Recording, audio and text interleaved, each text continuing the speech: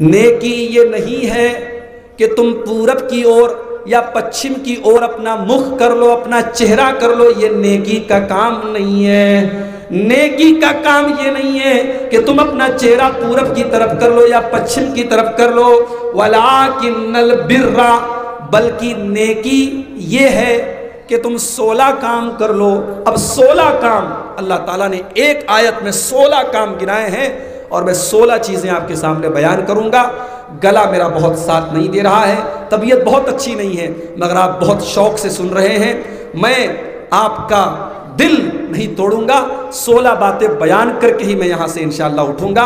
और मुझे यकीन है, और तकरीर के आखिर में मैं अपनी इस 16 बातों में से कुछ सवाल भी आपसे करूंगा और 3 सवाल मैं करूंगा, और जो सही जवाब देगा इंशाअल्लाह मैं उसे अपनी तरफ से कुछ इनाम भी दूंगा। ठीक है, तो आइए शुरू करते हैं। अल्लाह ने कहा नेकी क्या है?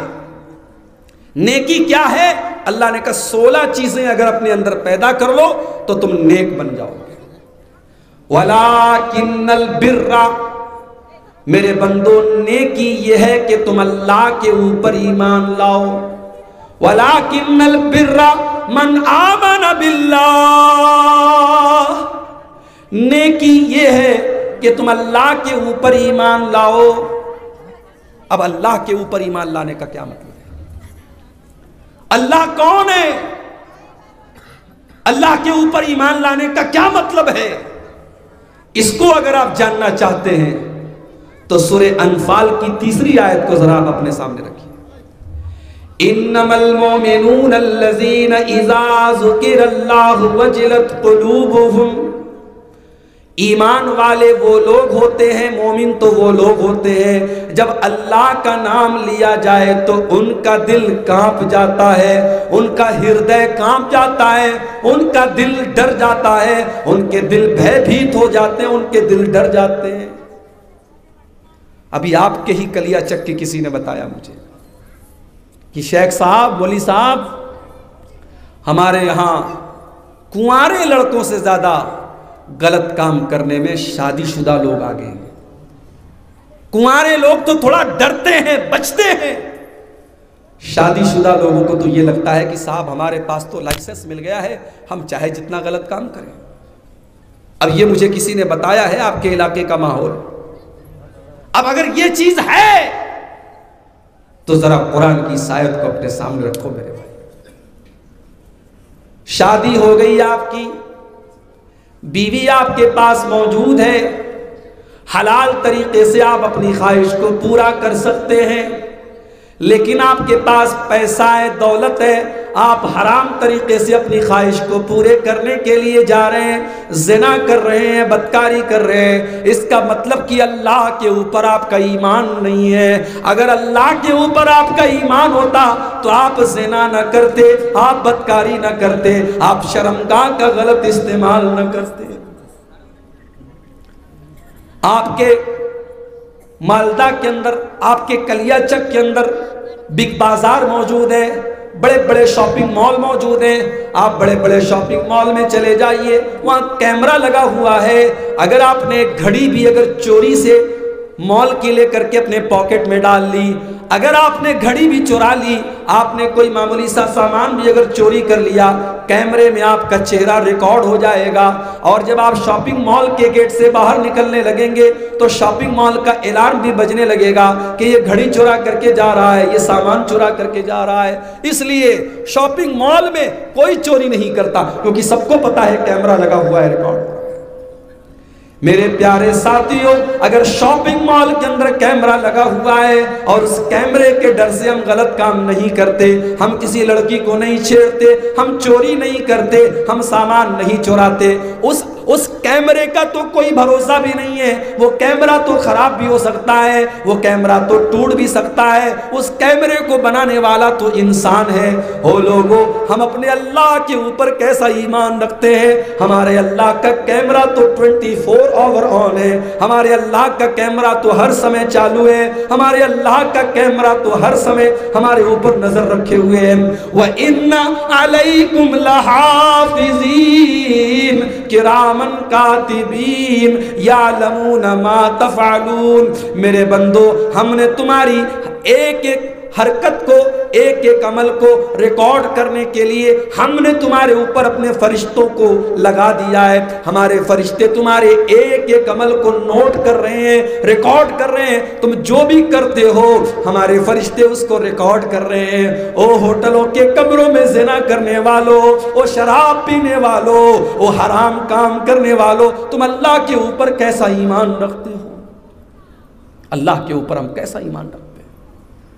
अल्लाह के ऊपर ईमान तो वो लोग रखते हैं अल्लज़ीना इज़ा ज़ुकिरल्लाहु वजिलत क़ुलूबुहुम, जब अल्लाह का नाम ले लिया जाए तो उनका दिल भयभीत हो जाता है, उनका दिल कांप जाता है, उनका दिल डर जाता है।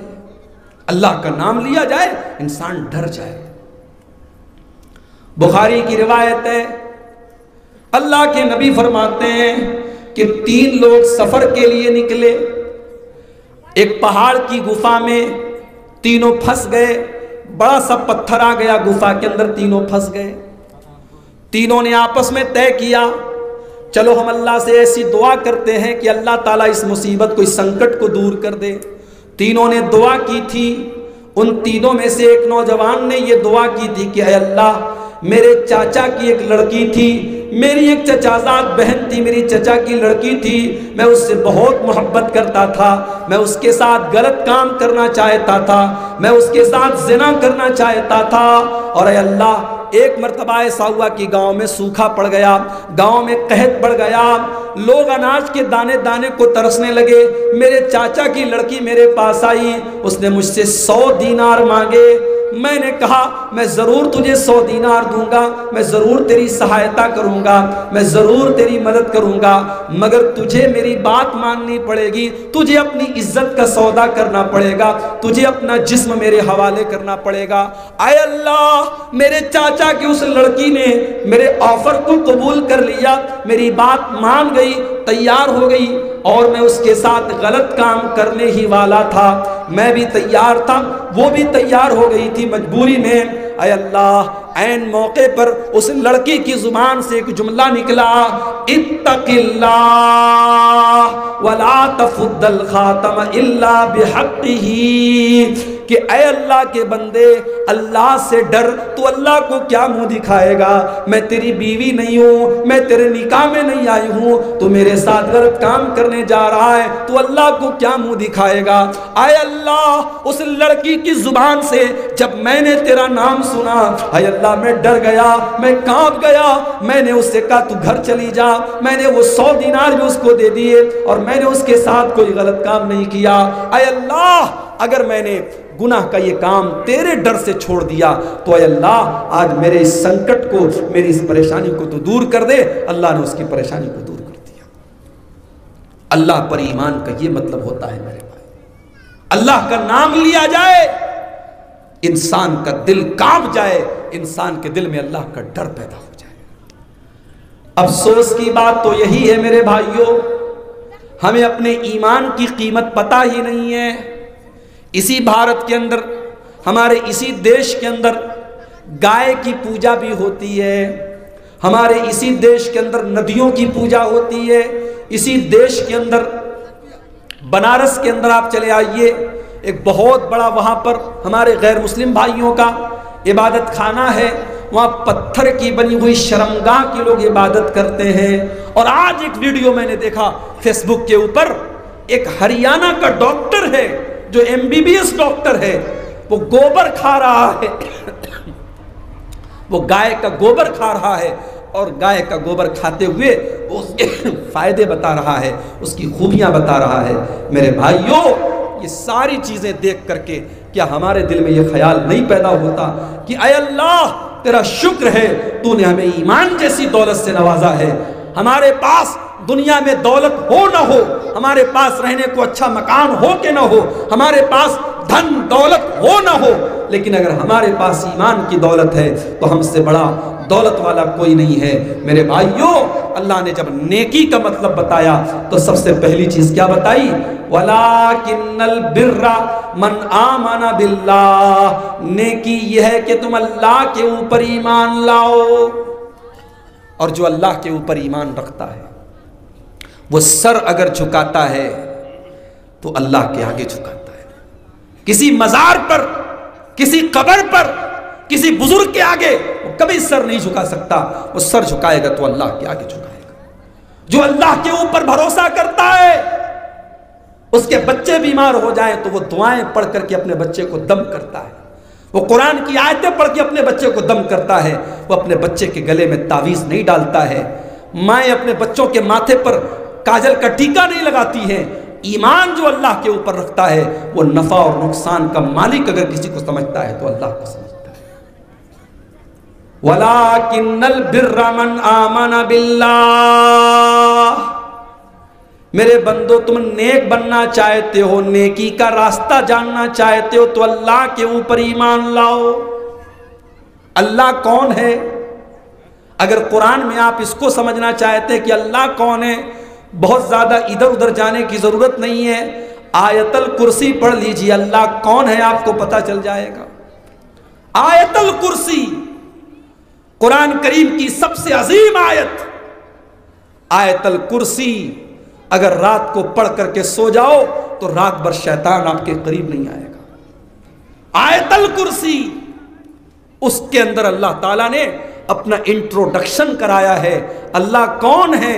आयतल कुर्सी जरा पढ़ करके आप देखिए।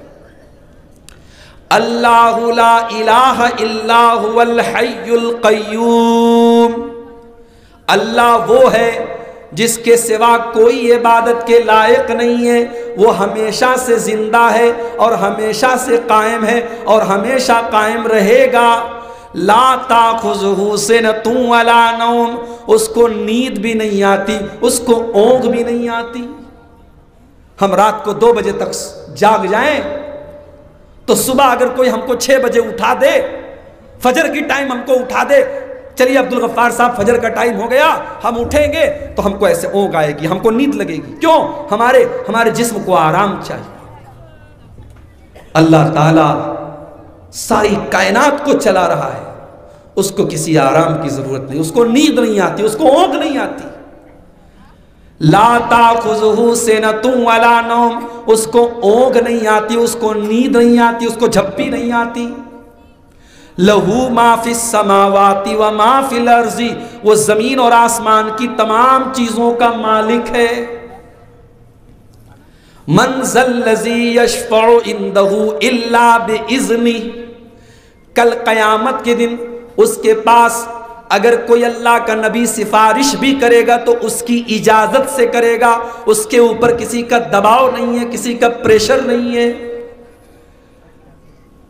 यालमु मा बैना अयदीहिम व मा खल्फहुम, वो हमारे आगे की बातों को भी जानता है, हमारे पीछे की बातों को भी जानता है।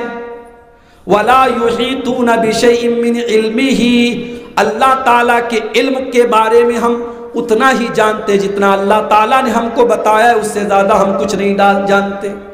वसिया कुर्सियुहुस समावाति वल अर्ज़ा, और उसकी जो कुर्सी है अल्लाह ताला की, अब अल्लाह की कुर्सी कैसी है, उस कुर्सी की कैफियत हम नहीं जानते, लेकिन उसकी कुर्सी इतनी बड़ी है। अल्लाह कह रहा है उसकी कुर्सी आसमानों और जमीन को घेरे हुए है।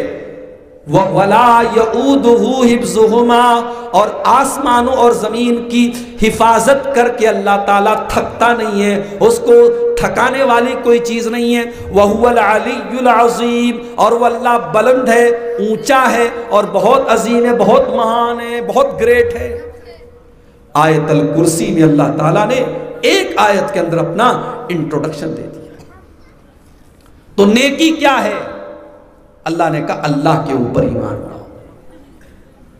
आज अभी मैं कलकत्ता से आ रहा था, रास्ते में मैंने देखा हमारे गैर मुस्लिम भाइयों के यहां इबादत होती है, पूजा होती है, उनके माबूद का जो मुजस्समा होता है, जो मूर्ति होती है, उस मूर्ति के बनाने वाले उनकी दुकान के पास से जब मेरी टैक्सी गुजरी, मेरी कार गुजरी, मैंने देखा कि मुजस्समा बना हुआ है, स्टैचू बना हुआ है और उसका पूरा नंगा बदन नजर आ रहा है। अब उसके ऊपर कपड़े पहनाए जाएंगे और फिर उसके आगे लोग हाथ जोड़ेंगे, उसको अपना मालिक समझेंगे।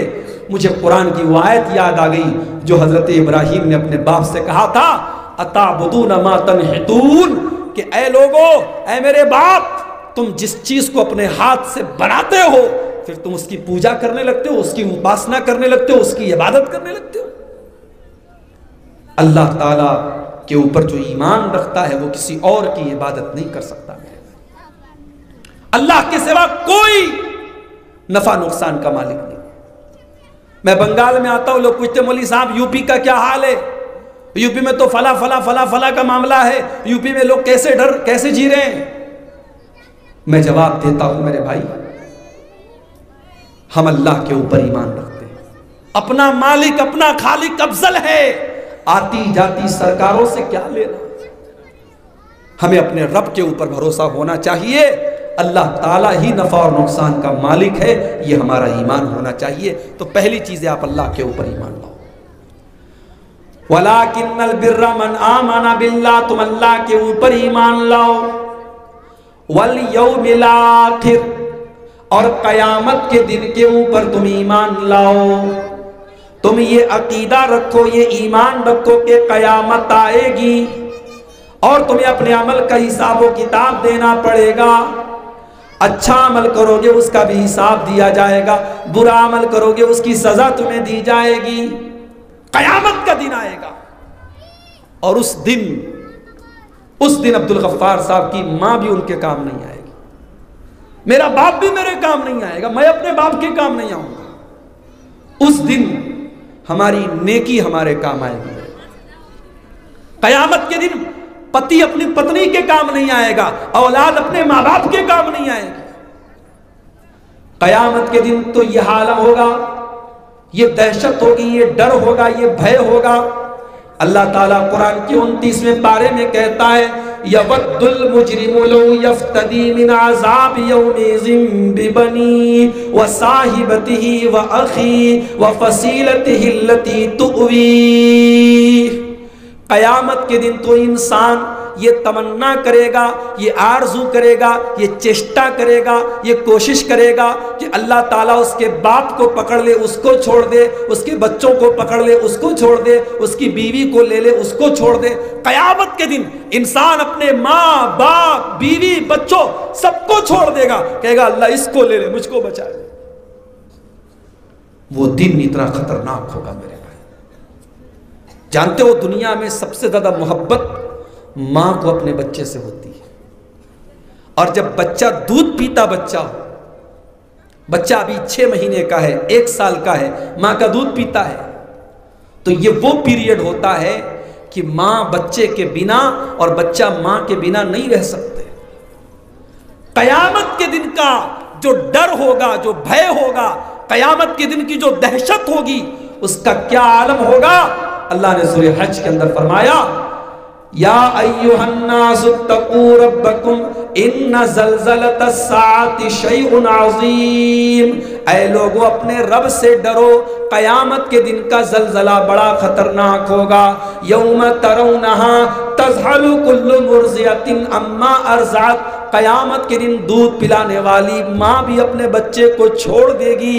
वह तज़अु कुल्लु ज़ाति हम्लिन हम्लहा, और प्रेग्नेंट औरतों के, गर्भवती औरतों के गर्भ गिर जाएंगे। वह तरन्नास सुकारा, और ऐसा लगेगा, ऐसा प्रतीत होगा, ऐसा नजर आएगा कि लोग नशे की हालत में हैं, लेकिन लोग नशे की हालत में नहीं होंगे। वलाकिन्न अज़ाबल्लाहि शदीद, अल्लाह का अजाब बड़ा खतरनाक होगा।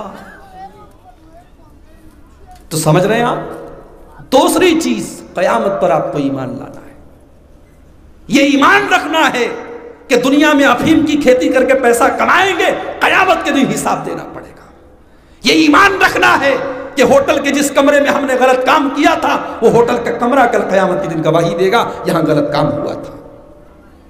यह ईमान रखना है कि जिस उंगली से टच करके हमने मोबाइल पर गंदी चीजें देखी थी, वो उंगली कल कयामत के दिन गवाही देगी। ये ईमान रखना है मेरे भाई।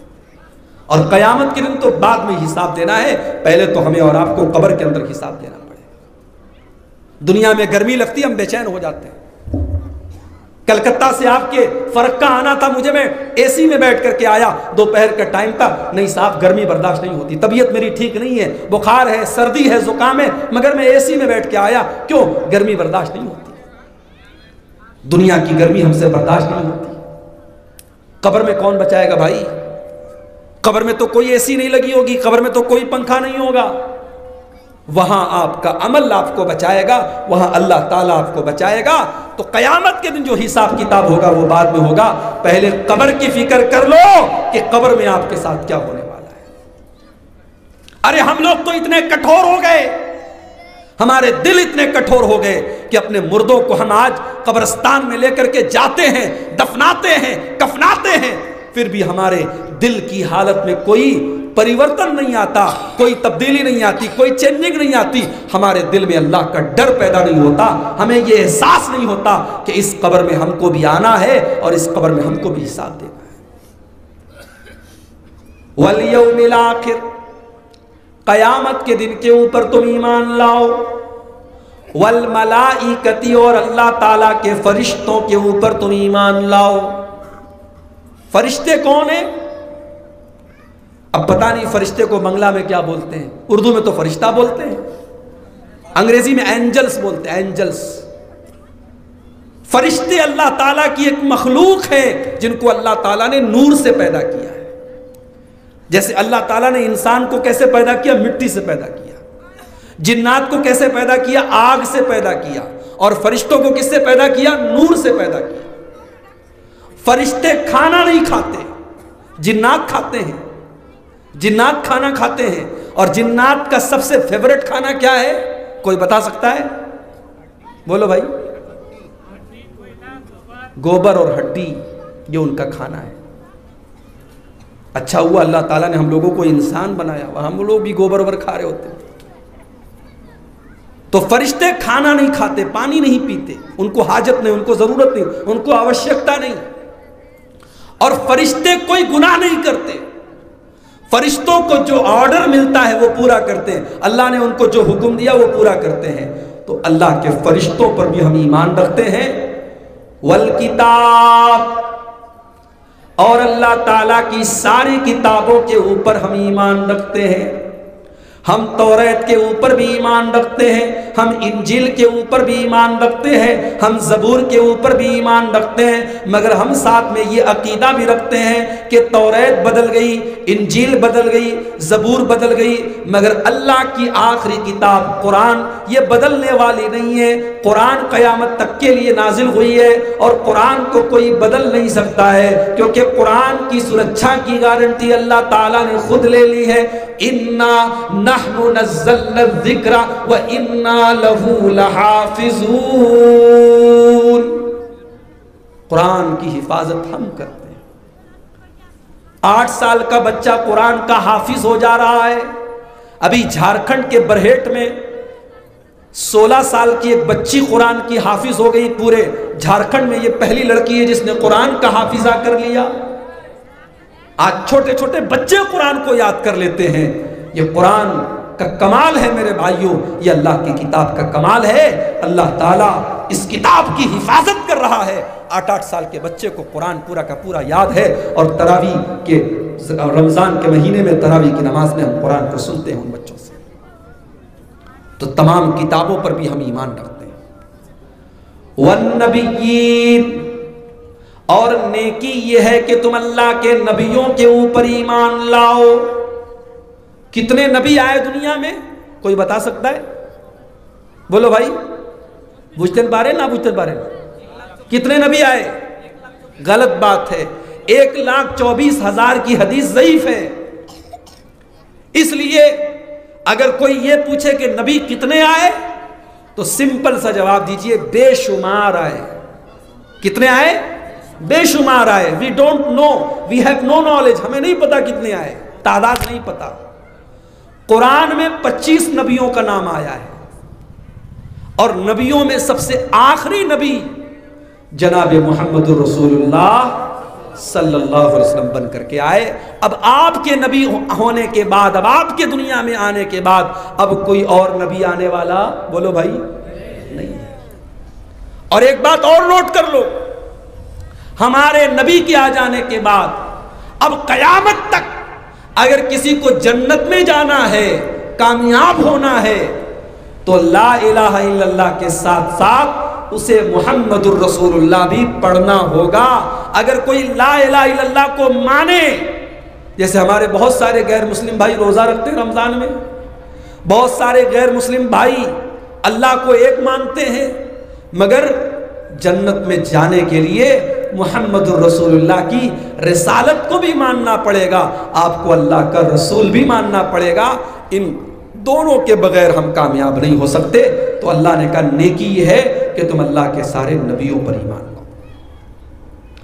उसके बाद फरमाया व आतल माला ला हुब्बिही ज़विल कुर्बा, और ऐ मेरे बंदो नेकी ये है कि तुम अपने माल को दान करो, माल की मोहब्बत के बावजूद तुम माल को दान करो। देखो माल की मोहब्बत नेचुरल है।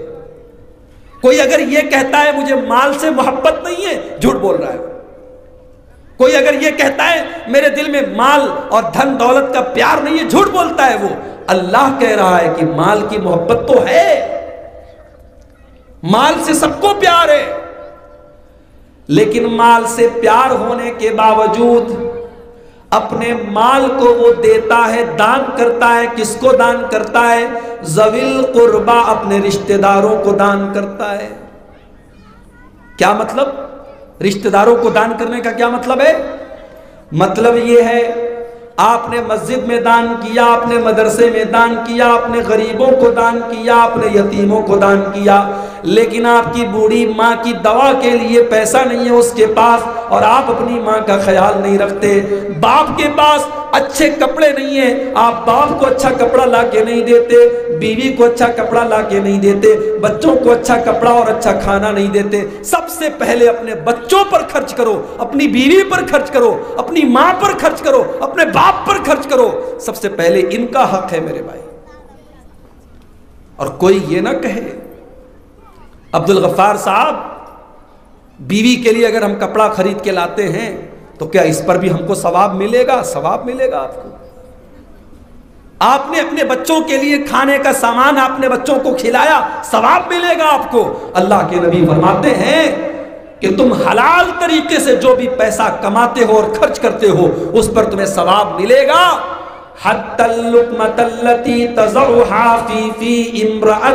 तुम अपनी बीवी के मुंह में जो लुकमा डालते हो, बीवी को जो खाना खिलाते हो, अपनी पत्नी को जो तुम खाना खिलाते हो, उस पर भी तुमको सवाब मिलेगा।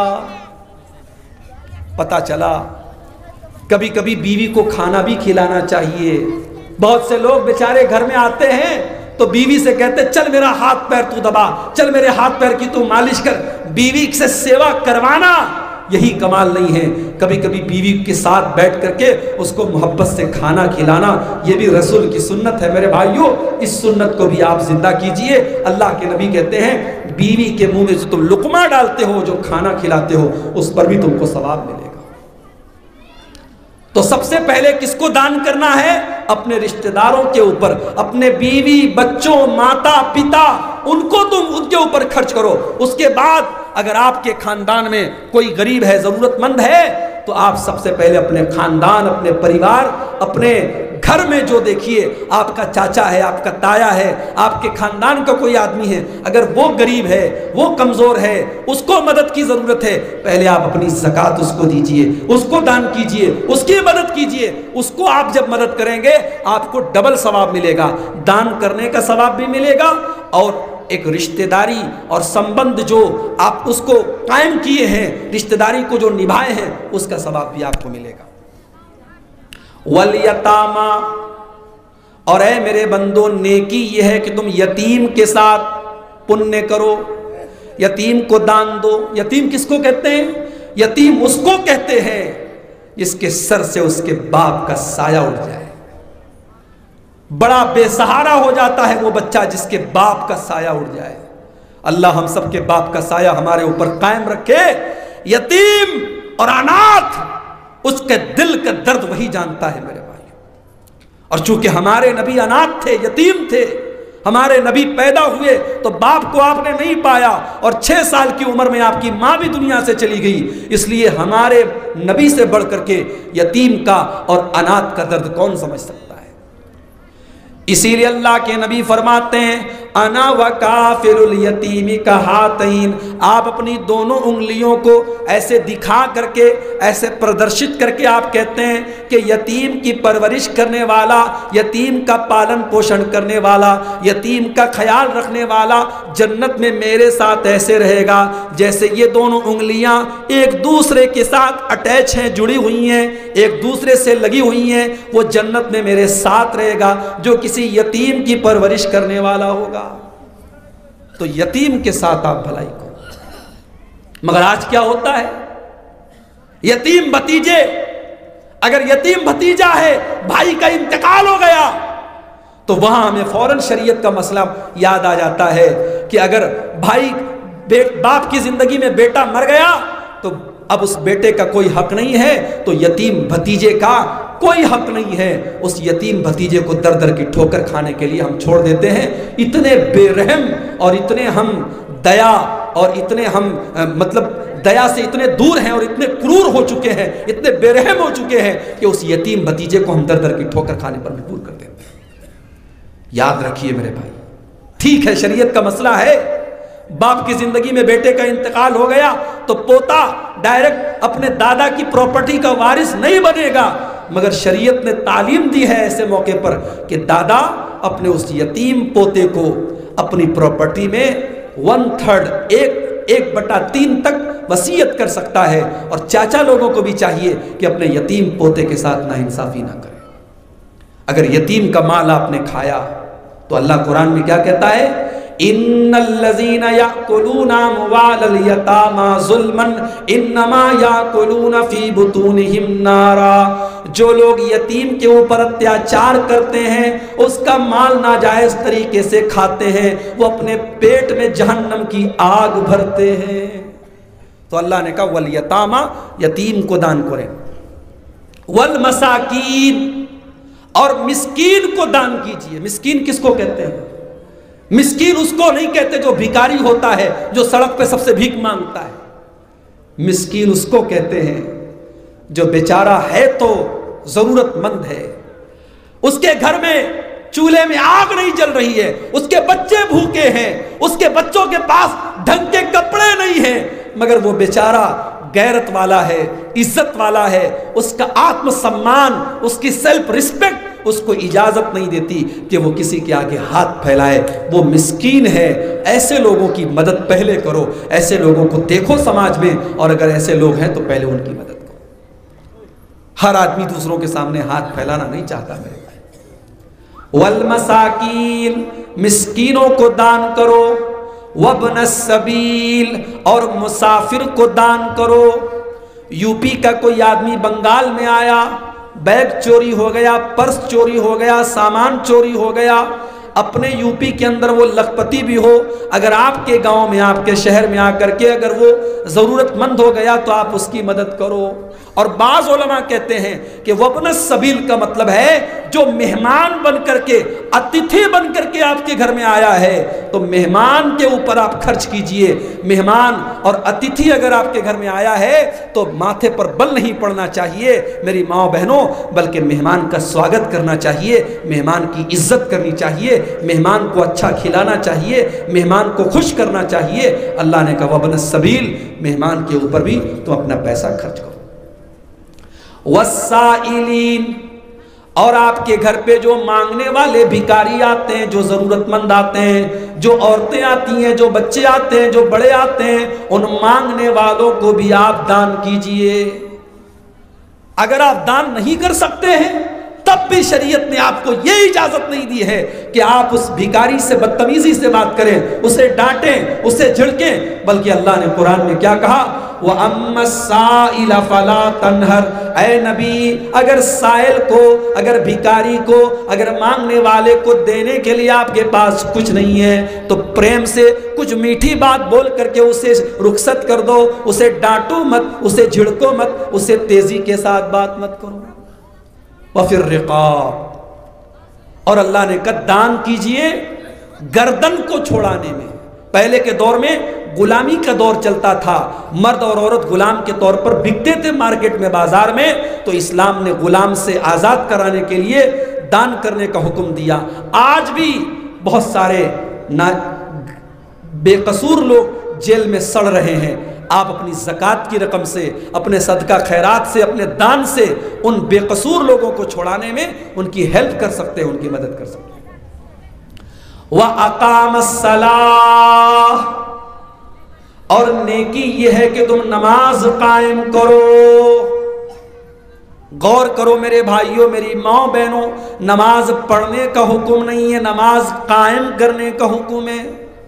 नमाज कायम करने का मतलब ये है कि आप रात में 2 बजे तक भी अगर जलसा सुन रहे हैं और सुबह 5 बजे फजर की अजान हो रही है, अपनी आंखों को मलते हुए आप उठें कि नहीं साहब, नमाज के बाद हम सो लेंगे लेकिन नमाज नहीं छोड़ेंगे। नमाज कायम करने का मतलब यह है कि आप कलियाचक से और अपने 16 माइल से आप कलकत्ता गए हैं, और कलकत्ता में आप जब पहुंचे हैं, जोहर की अजान हो रही है, आपने वहां जाकर के नमाज पढ़ी, लेकिन आपने नमाज को छोड़ा नहीं है। नमाज कायम करने का मतलब यह है, नमाज कोई बोझ नहीं है, नमाज कोई बोझ नहीं है। नमाज तो मोमिन के दिल का सुकून है, क्योंकि जिस नबी का कलमा हम पढ़ते हैं, उस नबी की आंखों की ठंडक, उस नबी की आंखों का सुकून नमाज में था। उस नबी ने फरमाया, जो इलत कुर्रतु ऐनी फिस्सलाह, मेरी आंखों की ठंडक नमाज है। उस नबी ने फरमाया, या बिलाल अरहना बिस्सलाह, ऐ बिलाल जल्दी से अजान दे दो, जल्दी से नमाज खड़ी कर दो ताकि हमारे दिल को सुकून मिले। उस नबी ने अपने अंतिम समय में, अपनी वफात के पहले, अपनी मृत्यु के पहले, अपने आखिरी समय में, उस नबी ने अपनी उम्मत को क्या शिक्षा दी, क्या तालीम दी? अस्सलाह अस्सलाह, ऐ मेरी उम्मत के लोगों, नमाज की पाबंदी करना, नमाज को मत छोड़ना। तो नमाज कायम करना है। अब कोई अगर ये पूछे, मौली साहब, एक आदमी नमाज भी पढ़ता है और साथ में जुआ भी खेलता है, एक आदमी नमाज भी पढ़ता है और साथ में ज़िना भी करता है, एक आदमी नमाज भी पढ़ता है और झूठ भी बोलता है, तो नमाज पढ़ने से क्या फायदा हुआ? तो मेरा जवाब यह है कि तू नमाज पढ़ तो रहा है, मगर तेरी नमाज अल्लाह ताला के यहाँ कबूल नहीं हो रही है। तू खाना तो खा रहा है, मगर खाना एक तरफ से खा रहा है और एक तरफ से तेरे शरीर से निकल जा रहा है। खाने का तेरे शरीर को कोई फायदा नहीं होता है। उसी तरीके से अगर आप नमाज पढ़ते हैं और नमाज पढ़ने के बावजूद अगर आप झूठ बोल रहे हैं, आप ज़िना कर रहे हैं, आप हराम खा रहे हैं, इसका मतलब कि आपकी नमाज आपको कोई फायदा नहीं पहुंचा रही है। क्यों? क्योंकि नमाज का तो काम है, इन्नस्सलात तन्हा अनिल फाहशाई वल मुनकर, बेशक नमाज आपको बेहयाई से रोकती है, बेशक नमाज आपको गलत कामों से रोकती है। अगर नमाज पढ़ कर के भी हम गलत कामों से नहीं रुकते हैं, बेहयाई से नहीं रुकते हैं, इसका मतलब ये हुआ कि हम और आप नमाज पढ़ तो रहे हैं, मगर नमाज हमारे दिल के ऊपर असर नहीं कर रही। वह अकामस्सलाह, नमाज कायम करो। वह आतज़्ज़काह, और नेकी का काम अगर करना चाहते हो तो ज़कात अदा करो। मेरी माँ बहनों, सोना चांदी आप पहनती हैं, अगर 7.5 तोला सोना आपके पास है, अगर 85 ग्राम सोना आपके पास है, और अगर चांदी का जेवर आप पहनती हैं और 595 ग्राम चांदी आपके पास है, तो चांदी की ज़कात आपको देना है, सोने की ज़कात आपको देना है। अगर आप सोने का जेवर तो पहनती हैं और ज़कात उसकी नहीं निकालती हैं, आप चांदी का हार पहनती हैं, चांदी की पायल और चांदी के झुमके पहनती हैं और उसकी ज़कात आप नहीं निकालती हैं, तो कल क़यामत के दिन जहन्नम की आग का कंगन आपको पहनाया जाएगा, जहन्नम की आग का झुमका आपके कानों में डाला जाएगा, जहन्नम की आग की पायल आपके पैरों में डाली जाएगी। जिस माल की ज़कात हम नहीं निकालेंगे, वो माल कल क़यामत के दिन हमारे लिए बहुत बड़ी मुसीबत बन जाएगा मेरे भाइयों। इसीलिए अल्लाह ताला सूरह तौबा के अंदर कहता है, वल्लज़ीन यक्निज़ून अज़्ज़हब वल फ़िद्दा वला युनफ़िक़ूनहा फ़ी सबीलिल्लाह, जो लोग सोना चांदी अपने घर में इकट्ठा करते हैं, स्टोर करते हैं, कलेक्ट करते हैं और उसकी ज़कात नहीं निकालते, वला युनफिकूनहा, उसकी ज़कात नहीं निकालते, फबश्शिरहुम बिअज़ाबिन अलीम, ऐ नबी उनको दर्दनाक अज़ाब की, उनको पीड़ादायक अज़ाब की बशारत सुना दो। क्या अजाब होगा उनको? यौम युहमा अलैहा फी नारी जहन्नम, उनके सोने चांदी को जहन्नम की आग में तपाया जाएगा, गर्म किया जाएगा और उससे उनके माथे को, उनकी पीठ को और उनकी कमर को दागा जाएगा। इतना खतरनाक अजाब होगा।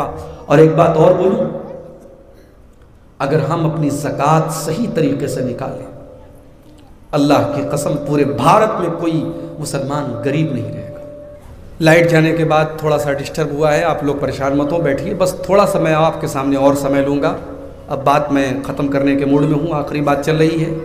इसके पहले कि मैं बात आपके सामने आगे बढ़ाऊँ, बात निकली है ज़कात की। आपका ये इलाका, मुझे लोगों ने बताया यहाँ कोई अच्छा मदरसा नहीं है।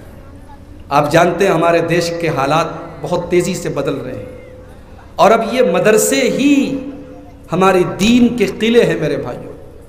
अगर ये मदरसे भी ख़त्म हो गए तो आने वाली हमारी नस्लों को अल्लाह कौन है, रसूल कौन है, ईमान क्या है, इस्लाम क्या है, ये भी उनको पता नहीं। इसलिए मदरसों का होना बहुत आवश्यक है, बहुत ज़रूरी है। और मुझे लोगों ने बताया यहाँ कोई नया मदरसा कायम करने के लिए ये लोग चेष्टा कर रहे हैं, कोशिश कर रहे हैं। मेरी आप सबसे अनुरोध है, अपील है, गुजारिश है, जितना हो सके आप दान दीजिए। और चूँकि मदरसा अल्लाह के दीन के लिए बनता है, दावत व तबलीग के लिए बनता है, आप ज़कात की रकम भी मदरसे के लिए दे सकते हैं। इसमें गरीब बच्चे आमतौर से पढ़ते हैं, आप ज़कात की रकम भी दे सकते हैं। वो टॉपिक अलग है, ज़कात किसको देना चाहिए, कौन कौन ज़कात का हकदार है, मैं उधर नहीं जाऊँगा। लेकिन ये बात याद रखिए, अगर हमने अपने माल की सही तरीके से अगर ज़कात निकाली होती तो आज भारत में कोई गरीब न होता, आज मुसलमानों की ये हालत न होती जो आज हालत हम देख रहे हैं। आज कितने मुसलमान फुटपाथ पर सोते हैं, कितने मुसलमान अपने बच्चों को 2 टाइम की रोटी नहीं खिला पाते हैं और आत्महत्या कर लेते हैं, सुसाइड कर लेते हैं, खुदकुशी कर लेते हैं। और भोपाल की वो मुसलमान बहन आज से 3 साल पहले जब खबर आई थी, उसने भूख की वजह से फांसी लगा ली थी अपने आप को और अपने बच्चों के साथ वो मर गई थी। उस भोपाल की उस मुसलमान औरत ने पूरी उम्मत के मुंह पर थप्पड़ लगाया है कि तुम कैसे मुसलमान हो, तुमने ज़कात निकाली होती तो वो बेचारी भूख की वजह से जान न देती। मेरे भाइयों, आज भी अगर भारत में लोग भूख की वजह से मर रहे हैं तो ये बहुत अफसोस की बात है। ज़कात व आतस ज़काता, अगर तुम नेक बनना चाहते हो तो अपने माल की तुम ज़कात निकालो। वल्मूफूना बिअहदिहिम इज़ा आहदू, और मेरे बंदो तुम नेकी का काम अगर करना चाहते हो तो वादा जब किसी से करो तो वादा को पूरा करो, वादा पूरा करो। वादा, मुसलमान का वादा, मुसलमान की जुबान पक्की होनी चाहिए। मुसलमान अगर किसी से वादा करे तो वादे से मुकर जाना ये मुसलमान की शान नहीं है। गज़वे बद्र का मौका है, मुसलमानों की तादाद 313 है, दुश्मन की तादाद 1000 है। अल्लाह के रसूल के एक एक सहाबी की बड़ी अहमियत है, बहुत महत्व है। एक एक आदमी की जान बहुत कीमती है। इतने में एक सहाबी अल्लाह के नबी के पास आते हैं, हजरत हुज़ैफा इब्ने यमान रज़ी अल्लाह ताला अन्हु, और वो कहते हैं, अय अल्लाह के नबी, मुझे मक्का के काफिरों ने पकड़ लिया था और मुझे और मेरे बाप को उन्होंने इस शर्त पर छोड़ा है कि हम मुसलमानों का साथ नहीं देंगे, हम आपका साथ नहीं देंगे। जब हमने उनसे ये वादा किया तब उन्होंने हमको छोड़ा है। लेकिन अय अल्लाह के नबी, ये बद्र की लड़ाई है, ये इस्लाम की पहली लड़ाई है, हमने उनसे वादा तो कर लिया है मगर हम आपके साथ आए हैं और हम आपके साथ लड़ाई में जाएंगे। अल्लाह के नबी ने फरमाया, नहीं नहीं, ये नहीं हो सकता, तुमने वादा कर लिया है, मेरे पास 313 लोग हैं, मुझे एक एक आदमी की ज़रूरत है, मगर मैं वादा नहीं तोड़ सकता, मैं वादा की वादा खिलाफी नहीं कर सकता। इन शरीफा, तुम दोनों वापस चले जाओ, हम तुम्हें लड़ाई के मैदान में नहीं लेकर के जाएंगे। ये होता है वादा। आज मुसलमान के वादे का कोई लिहाज नहीं। झूठ बोलना वादा खिलाफी करना और अमानत में खयानत करना, ये 3 निशानी अल्लाह के नबी ने बताई थी। मुनाफिक की निशानी होती है। अफसोस की बात है आज मुसलमान की निशानी बन चुकी है। आज मुसलमान बिजनेस करता है, कारोबार करता है, तो ये तीनों चीज़ें उसके अंदर होती हैं। वो जब बोलता है तो झूठ बोलता है, वादा करता है तो वादा खिलाफी करता है, और अमानत रखी जाए तो खयानत करता है। मेरे भाइयों, अल्लाह ने कहा अगर नेक बनना चाहते हो, अगर नेकी का काम जानना चाहते हो, वल मूफूना बिअहदिहिम इज़ा आहदू, तो जब वादा करो तो वादे को पूरा करो। ये हो गई 14 चीज़ें।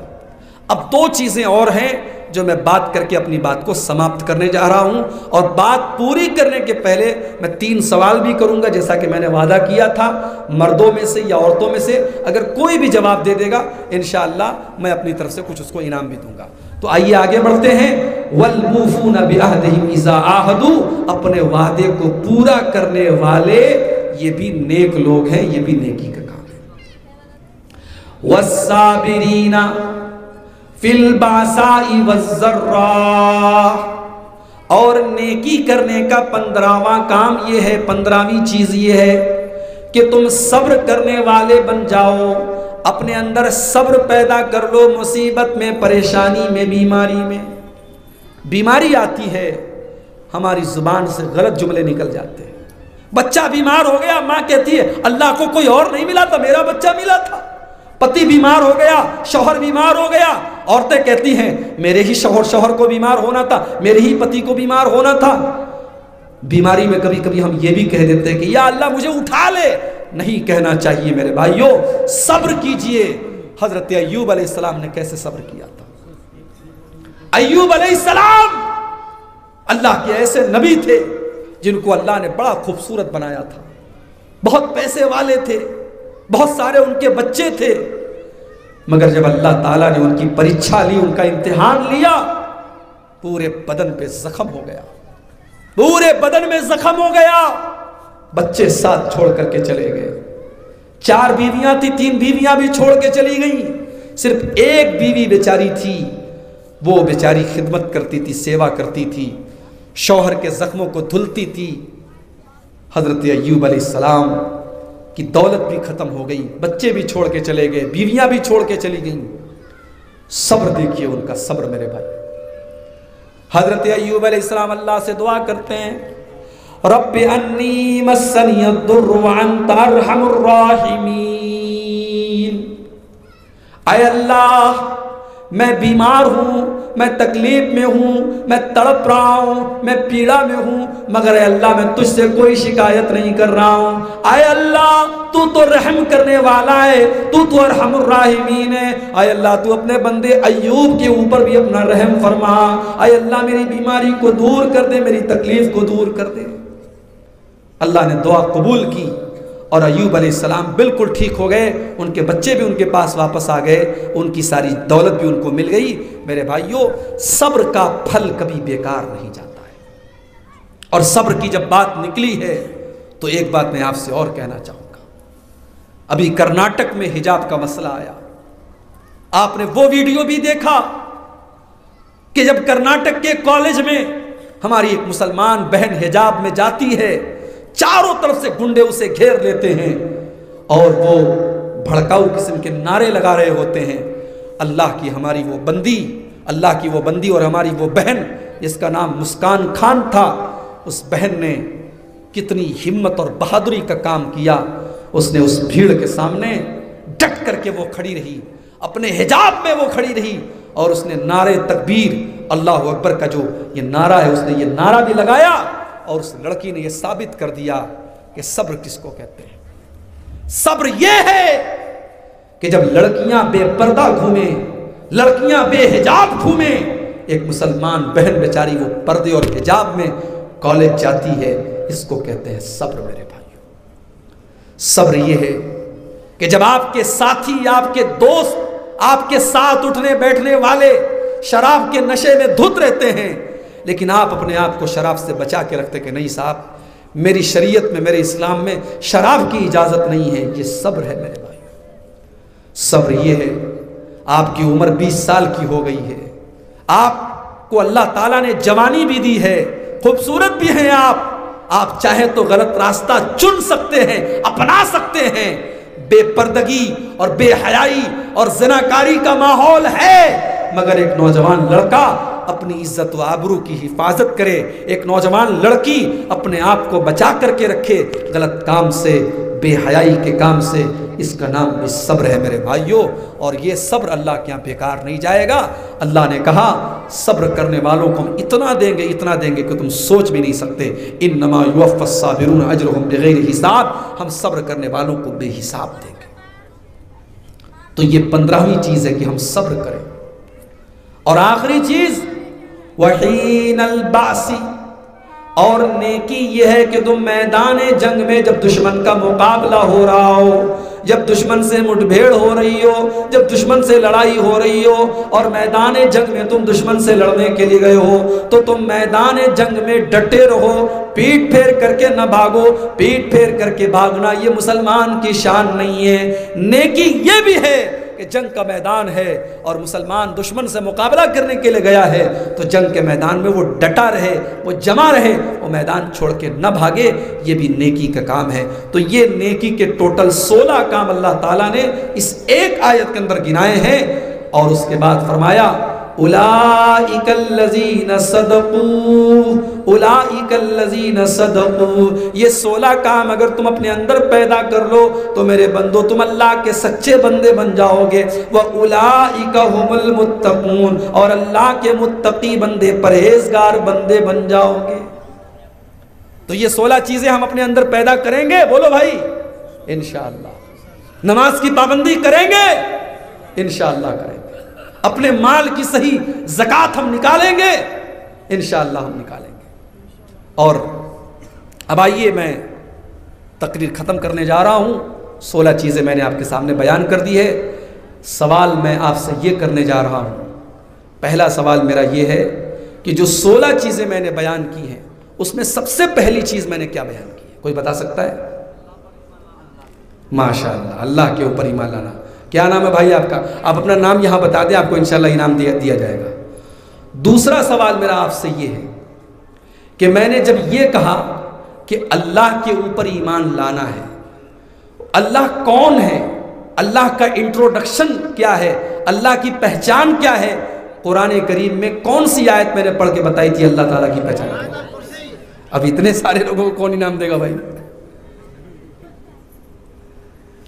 तो आयतल कुर्सी अल्लाह ताला का इंट्रोडक्शन कराती है। अच्छा, मिस्कीन किसको कहते हैं? मिस्कीन और साइल में क्या फर्क है? कोई बता सकता है? मिस्कीन किसको कहते हैं? बैठे रहते हैं,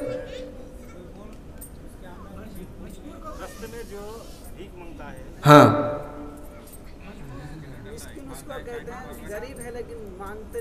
मांगते नहीं है ना, माशाअल्लाह।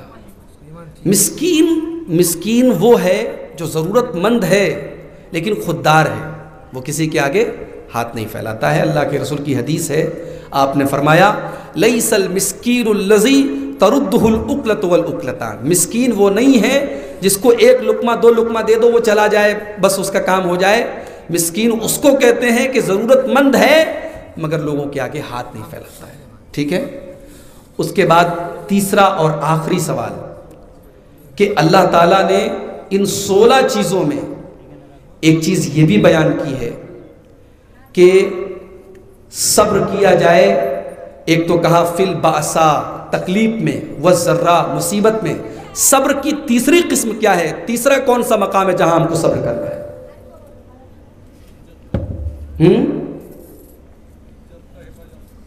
नहीं, जंग के मैदान में डटे रहने को भी सब्र कहा जाता है। वहीन अलबास, जंग के मैदान में आप पीठ फेर करके ना भागे, आप जमे रहें, आप डटे रहें, ये भी सब्र है। सब्र का मतलब ही होता है डटे रहना।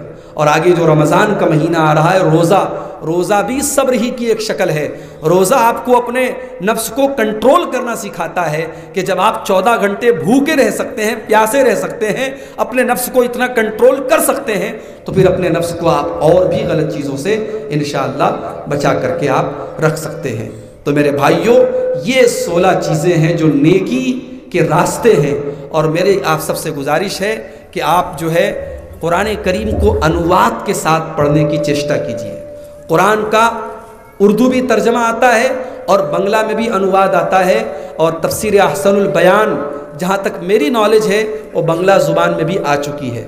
आप उसको ख़रीद लें, अगर आपके पास नहीं है आप उसको ले लें, और इस बार रमज़ान में आप चेष्टा करें, कोशिश करें कि आप 1 पेज 2 पेज जितना भी आपसे हो सके आप अनुवाद के साथ पढ़ें। और ये जो आयत जिसकी पूरी एक्सप्लेनेशन और जिसकी तफसीर पर आज मैंने पूरी तकरीर की है, सूरह बकरा की 2 पारे की आयत नंबर 177, इस आयत को आप ज़रूर जो है इसको समझने की कोशिश करें। आइए हम अल्लाह से दुआ करते हैं, रब्बुल आलमीन नेकी के जो 16 काम मैंने आपके सामने बयान किए हैं, अल्लाह ताला मुझे और आप सबको इन कामों पर अमल करने की तौफीक अता फरमाए। अल्लाह ताला हम सबको ईमान वाला बनाए, अल्लाह नमाज का पाबंद बनाए, अल्लाह ज़कात देने वाला बनाए, अल्लाह नेकी के रास्ते में खर्च करने वाला बनाए, अल्लाह किसी का मोहताज ना बनाए, अल्लाह हलाल कमाई खाने और कमाने की हम सबको तौफीक दे, अल्लाह हराम कमाई से हम सबको बचाए, अल्लाह हमारी माँ बहनों को भी दीनदार बनाए, अल्लाह हमारी माँ बहनों को इस्लामी पर्दे पर चलने वाला बना दे। रब्बुल आलमीन आपके इस इलाके में, इस गाँव में, इस मोहल्ले में एक इस्लामी मदरसा आप सबको कायम करने की तौफीक अता फरमाए। मेरे भाइयों, अपना घर बनाना होता है, हम 100 कोशिश करते हैं और बना के रख देते हैं। मदरसे की बात आती है तो हमारा दिल पीछे हटने लगता है। पीछे नहीं हटना चाहिए, हम आगे बढ़ें और जितना हो सके दिल खोल करके हम इस मदरसे को कायम करने की कोशिश करें। और मैं ये उम्मीद करता हूँ कि आइंदा जब मैं 16 माइल में आऊँगा तो यहाँ एक मदरसा इंशाअल्लाह कायम हो जाएगा। इस उम्मीद के साथ मैं आपसे रुखसत हो जाऊँगा। उनको दीजिए, उधर दीजिए जो देना है। अल्लाह ताला हमें तौफीक दे कि हम अल्लाह के रास्ते में खर्च करें। जो हम में से बीमार हैं अल्लाह उनको शिफा अता फरमाए। जो अपनी बहन और बेटी के रिश्ते के लिए परेशान हैं अल्लाह उनकी बेटियों और बहनों को